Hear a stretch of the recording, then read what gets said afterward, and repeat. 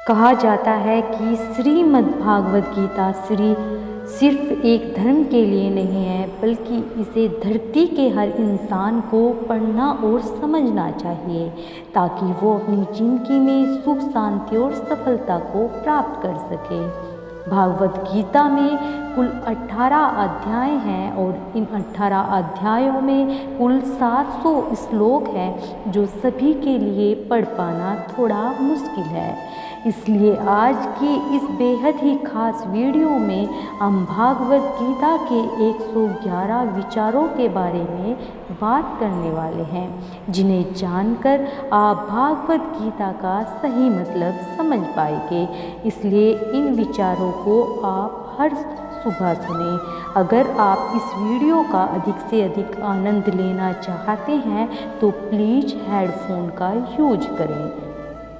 श्री कृष्ण कहते हैं, परिवर्तन संसार का नियम है। समय के साथ संसार में हर चीज़ परिवर्तन के नियम का पालन करती है। सत्य कभी दावा नहीं करता कि मैं सत्य हूँ, लेकिन झूठ हमेशा दावा करता है कि सिर्फ मैं ही सत्य हूँ। नर्क के 3 द्वार हैं, वासना, क्रोध और लालच। किसी का अच्छा न कर सको तो बुरा भी मत करना, क्योंकि दुनिया कमज़ोर है लेकिन दुनिया बनाने वाला नहीं। सदैव संदेह करने वाले व्यक्ति के लिए प्रसन्नता ना इस लोक में है और ना ही कहीं और। जो चीज़ें हमारे दायरे से बाहर हो उसमें समय गंवाना मूर्खता ही होगी। न तो यह शरीर तुम्हारा है, न ही तुम इस शरीर के मालिक हो। यह शरीर पंच तत्वों से बना है, आग, जल, वायु, पृथ्वी और आकाश। एक दिन यह शरीर इन्हीं पंच तत्वों में विलीन हो जाएगा। जिंदगी में हम कितने सही हैं और कितने गलत हैं, ये केवल 2 लोग जानते हैं, एक परमात्मा और दूसरी हमारी अंतरात्मा। परिवर्तन ही संसार का नियम है। एक पल में हम करोड़ों के मालिक हो जाते हैं और दूसरे ही पल में हमें लगता है कि हमारे पास कुछ भी नहीं है। क्रोध से भ्रम पैदा होता है, भ्रम से बुद्धि व्यग्र होती है, जब बुद्धि व्यग्र होती है तब तर्क नष्ट हो जाता है, और जब तर्क नष्ट होता है तब व्यक्ति का पतन हो जाता है। जैसे अंधेरे में प्रकाश की ज्योति जगमगाती है, ठीक उसी प्रकार से सत्य की चमक भी कभी फीकी नहीं पड़ती। इसलिए व्यक्ति को सदैव सत्य के मार्ग पर चलना चाहिए। मनुष्य जिस रूप में ईश्वर को याद करता है, ईश्वर भी उसे उसी रूप में दर्शन देते हैं। अपने आप को भगवान के प्रति समर्पित कर दो, यही सबसे बड़ा सहारा है। जो कोई भी इस सहारे को पहचान गया है, वह डर, चिंता और दुखों से आज़ाद रहता है। इंद्रियों की दुनिया में कल्पना सुखों की प्रथम शुरुआत है और अंत भी, जो दुख को जन्म देता है। मन की गतिविधियाँ, होश, श्वास और भावनाओं के माध्यम से भगवान की शक्ति सदा तुम्हारे साथ है और लगातार तुम्हें बस एक साधन की तरह प्रयोग करके सभी कार्य कर रही है। बुरे कर्म करने वाले सबसे नीच व्यक्ति जो राक्षसी प्रवृत्तियों से जुड़े हैं, जिनकी बुद्धि माया ने हर ली है, वो मेरी पूजा या मुझे पाने का प्रयास नहीं करते। बुद्धिमान को अपनी चेतना को एकजुट करना चाहिए, फल के लिए इच्छा छोड़ देनी चाहिए। सज्जन व्यक्ति को सदैव अच्छा व्यवहार करना चाहिए, क्योंकि इन्हीं के पद चिन्हों पर सामान्य व्यक्ति अपने रास्ते चुनता है। निर्माण केवल पहले से मौजूद चीज़ों का प्रक्षेपण है। अपने अनिवार्य कार्य करो, क्योंकि वास्तव में कार्य करना निष्क्रियता से बेहतर है। इस संपूर्ण संसार में कोई भी व्यक्ति महान नहीं जन्मा होता, बल्कि उसके कर्म उसे महान बनाते हैं। गीता में कहा गया है, कोई भी अपने कर्म से भाग नहीं सकता, हमेशा कर्म का फल तो भुगतना ही पड़ता है। अपने कर्म का पालन करो, क्योंकि वास्तव में कर्म अकर्म से बेहतर है। सही कर्म वह नहीं जिसके परिणाम हमेशा सही हो, अपितु सही कर्म वह है जिसका उद्देश्य कभी गलत ना हो। इंसान हमेशा अपने भाग्य को कोसता है, यह जानते हुए भी भाग्य से भी ऊंचा उसका कर्म है जिसके श्रम के हाथों में है। बिना फल की कामना से किया गया कार्य ही सच्चा कर्म है। ईश्वर चरण में ही समर्पण केवल धर्म है। यानी व्यक्ति ज्ञान और कर्म को एक रूप से देखता है। ज्ञानी व्यक्ति को कर्म के प्रतिफल की अपेक्षा कर रहे अज्ञानी व्यक्ति के दिमाग को अस्थिर नहीं करना चाहिए। प्राकृतिक कर्म बहुत तनाव पैदा करता है। किसी और काम का पूर्णता से करने से कहीं अच्छा है कि अपना काम करे, भले ही उसे अपूर्णता से करना पड़े। अच्छे कर्म करने के बावजूद भी लोग केवल आपकी बुराइयां ही याद रखेंगे। इसलिए लोग क्या कहते हैं, इस पे ध्यान मत दो, तुम अपना कर्म करते रहो। कर्म उसे नहीं बांधता जिसने काम का त्याग कर दिया है। जन्म लेने वाले के लिए मृत्यु उतनी ही निश्चित है जितना कि मृत होने वाले के लिए जन्म लेना। इसलिए जो अपरिहार्य है उस पर शोक मत करो। आत्मा किसी काल में भी न जन्मती है न ही मरती है, और न यह एक बार होकर फिर अभाव रूप होने वाला है। आत्मा अजन्मा, नित्य, शाश्वत और पुरातन है। शरीर के नाश होने पर भी इसका नाश नहीं होता।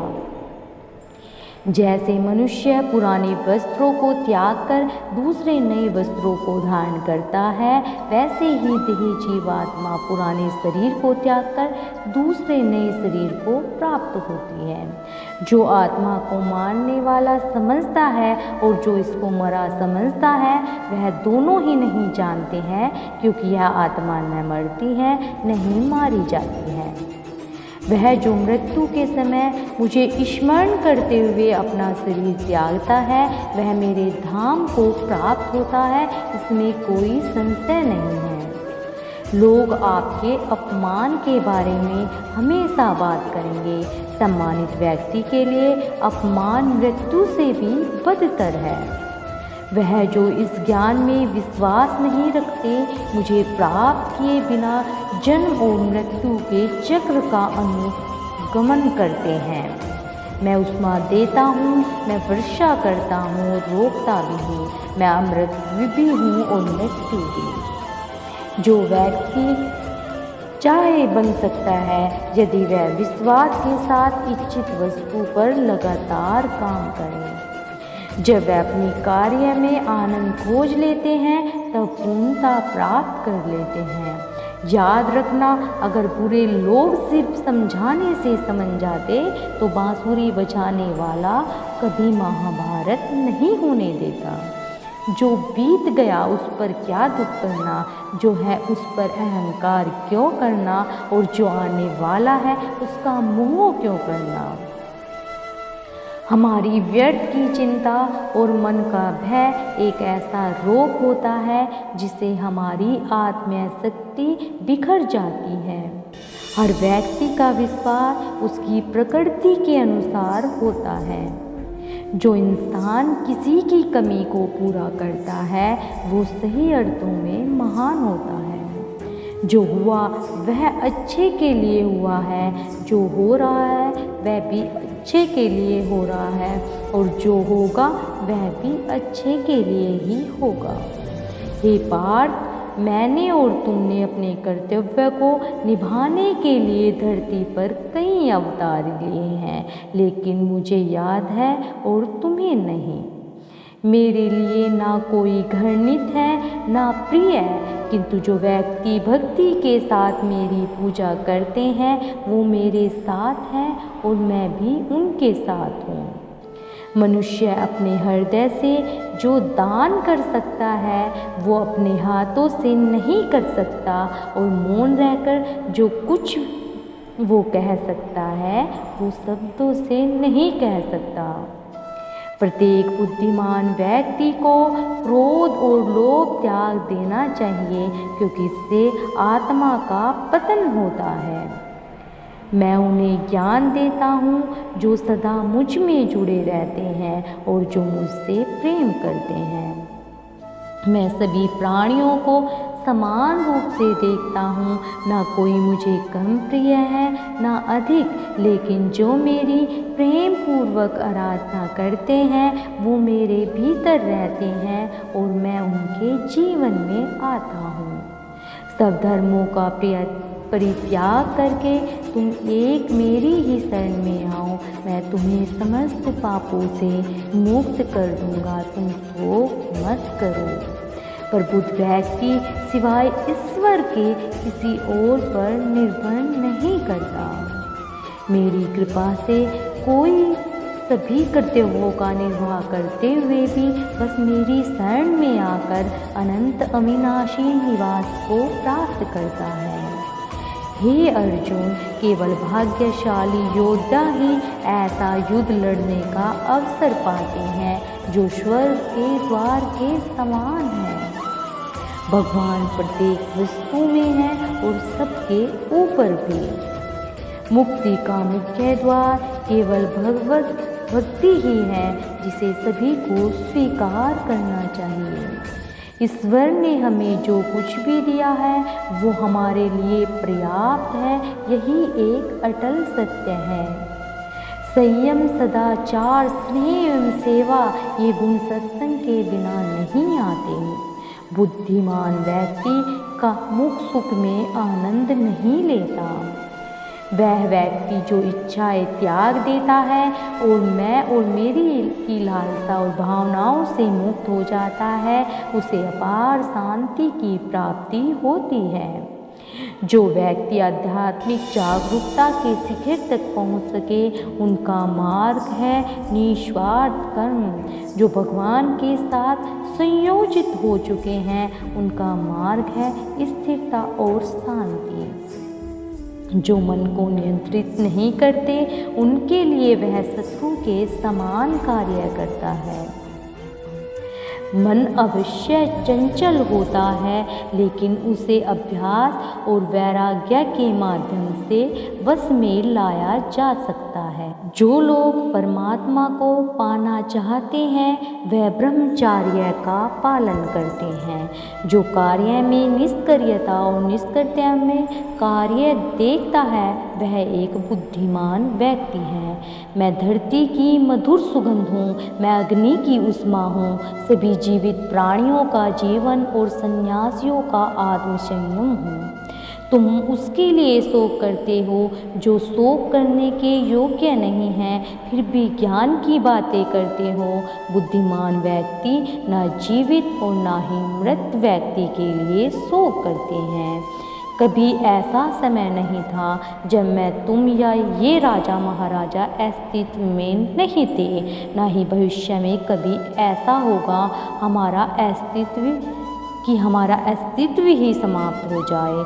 हे अर्जुन, हम दोनों ने कई जन्म लिए हैं, मुझे याद है लेकिन तुम्हें नहीं।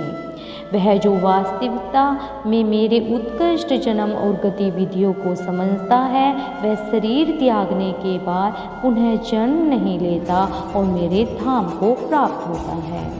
अपने परम भक्तों जो हमेशा मेरा स्मरण या एक चित्त मन से मेरा पूजन करते हैं, मैं व्यक्तिगत रूप से उनके कल्याण का उत्तरदायित्व लेता हूँ। कर्म योग वास्तव में एक परम रहस्य है। जो मनुष्य अपने मन को नियंत्रित नहीं कर पाता उसका मन उसके लिए शत्रु के समान कार्य करता है। आत्मज्ञान की तलवार से काटकर अपने हृदय से अज्ञान के संदेह को अलग कर दो। अनुशासित रहो और उठो। माफ़ करना और शांत रहना सीखिए। ऐसी ताकत बन जाओगे कि पहाड़ भी रास्ता देंगे। ईश्वर की शक्ति मनुष्य के होश, भावनाएं और मन की गतिविधियों के माध्यम से सदा उसके साथ रहती है। बुद्धिमान व्यक्ति को समाज कल्याण के लिए बिना आसक्ति के काम करना चाहिए। आपके सार्वलौकिक रूप का मुझे न प्रारंभ, न मध्य, न अंत दिखाई देता है। मैं अपने कर्मों से बंधा हुआ नहीं हूँ, क्योंकि मुझे मेरे द्वारा किए गए कर्मों के प्रतिफल की कोई इच्छा नहीं है। यद्यपि मैं इस तंत्र का रचयिता हूँ, लेकिन सभी को यह ज्ञात होना चाहिए, मैं कुछ नहीं करता और मैं अनंत हूँ। जब मैं अपने कार्य में आनंद खोज लेते हैं, तब वे पूर्णता प्राप्त कर लेते हैं। जब तक शरीर है, तब तक कमजोरियाँ तो रहेंगी ही, इसलिए कमजोरियों की चिंता छोड़ो और जो सही कर्म है उस पर अपना ध्यान लगाओ। जब इंसान की आदत बदल जाती है, तब इंसान का बात करने का तरीका भी बदल जाता है।